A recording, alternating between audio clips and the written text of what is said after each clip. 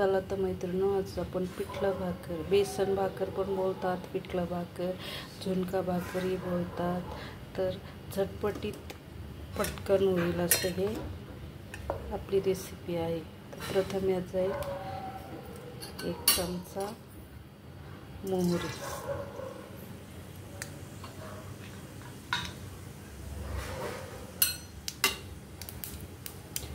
मोहरी चांगली तडतडू द्यायची.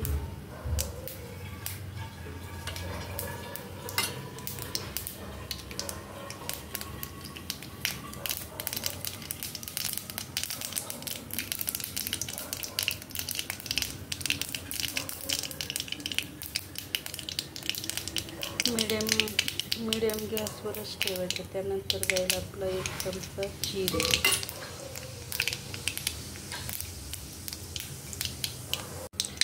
प्रथम आपण याच्यामध्ये मोहरी टाकली. मोहरी जिरे चांगले तडतडले. त्यानंतर हा हिरवी मिरची, लसूण आणि कोथिंबीर टाकायची. थोडंसं जरा आलं,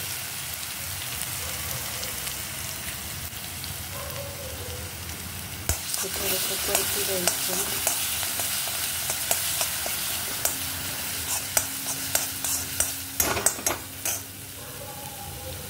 हिरवी मिरची तुमच्या आवडीनुसार तिखट मिरची हवी तर 2-3 टाका, कमी तिखट हवी तर 5-6 टाका.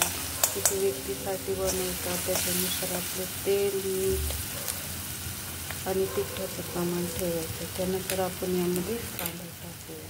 हा 1 मीडियम साईजचा कांदा आहे.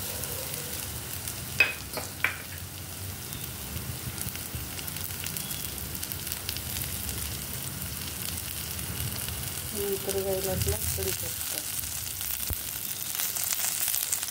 हे बघा मैत्रिणींनो, झटपटीत लवकर तयार होणारे आपले बेसन भाकर, झुणका भाकरी याला म्हणतात, पिठलं भाकरी म्हणतात. ही महाराष्ट्रातली आवडती सर्वांची डिश आहे. त्यामुळे आपण प्रथम तेल टाकले. तेल टाकल्यानंतर जिरे, मोहरी चांगली तडतडू दिली. त्यानंतर हिरवी मिरची, लसूण आणि कोथिंबीर टाकलेली. त्याची जाडी भरडी पेस्ट केलेली आहे. आणि हा घरातला मसाला, कांदा मसाला तुमच्या आवडीनुसार, तुमच्या घरात जो असेल तो टाका.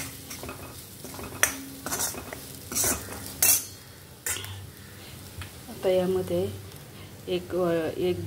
दीड वाटी मी चण्याचं पीठ, डाळीचं पीठ, बेसन पीठ घेतलेलं आहे. त्यामध्ये सर्व टाकलेले आहेत. मीठ आणि हळद टाकून पाणी मिक्स करून याचं छानसं असं मिश्रण तयार केलेलं आहे. हे 2 मिनटात उकळतं, त्याला जास्त वेळ नाही लागत.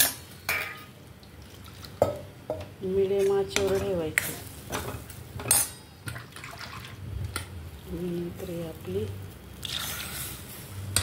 चांगलं हलवून घ्यायचं. हे बघा मैत्रिणींनो, आज आपली बेसन भाकर, पिठलं भाकर महाराष्ट्राची फेमस डिश आहे. पिठलं भाकर काही जास्त साहित्य पण लागत नाही आणि पचायला पण हलकी आहे. भाकर, सॅलड, कोणी लोणच्याबरोबर पण खाऊ शकतो. आणि हे आपलं जसं तुम्ही पिझ्झा, बर्गर खाता तसं आपलं झुणका भाकरीचं आपलं हे बर्गर टाईप सँडविच म्हणा, बर्गर बोला. तुमच्या घरात जर पाव असेल तर त्या पावाच्या आतमध्ये हे सर्व टाकून, सॅलड टाकून ते पण खाऊ शकता. छान चव लागते.